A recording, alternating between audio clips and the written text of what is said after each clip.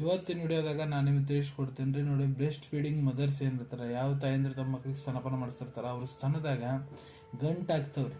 ಗಂಟಾಗಿ ಅವು ಟೈಟ್ ಆಗ್ತಾವ, ಅಲ್ಲಿ ನೋವು ಚಾಲು ಆಗ್ತೈತಿ. ಸೊ ಇದಕ್ಕೆ ನೋಡ್ರಿ ಬ್ರೆಸ್ಟ್ ಲಂಪ್ ಇಲ್ಲ ಬ್ರೆಸ್ಟ್ ಎಂಗಾರ್ಗ್ಮೆಂಟ್ ಅಂತ ಕರಿತೀವಿ.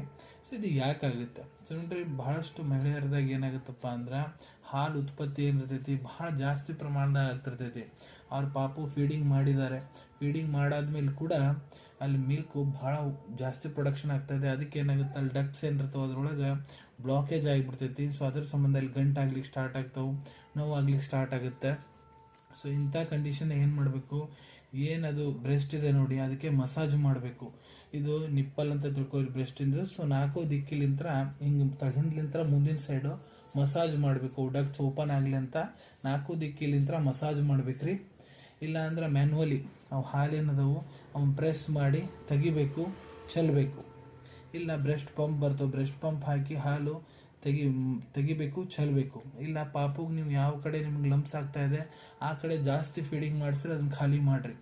ಇಲ್ಲ ಅಂದ್ರೆ ಏನಾಗ್ತೈತಪ್ಪ ಅಂದ್ರೆ ಅಲ್ಲಿ ಲಂಪ್ಸ್ ಏನಿರ್ತಾವೆ ನೋಡ್ರಿ ಟೈಟ್ ಆಗ್ತಾ ಹೋಗ್ಬಿಡ್ತಾವು. ಮತ್ತು ಅದು ಬಹಳ ನೋವು ಚಾಲು ಆಗ್ತೈತಿ, ಬಹಳ ಅಲ್ಲಿ ಸ್ವೆಲ್ಲಿಂಗ್ ಬರ್ತೈತಿ, ಹಾರ್ಡ್ ಆಗ್ತಾ ಹೋಗ್ಬಿಡ್ತೈತ್ರಿ. ಮತ್ತು ನೀವು ಇದಕ್ಕೆ ಏನು ಮಾಡ್ಬೋದಪ್ಪ ಅಂದ್ರೆ ಬ್ರೆಸ್ಟ್ ಮಸಾಜ್ ಹೇಳ್ಕೊಟ್ಟೆ.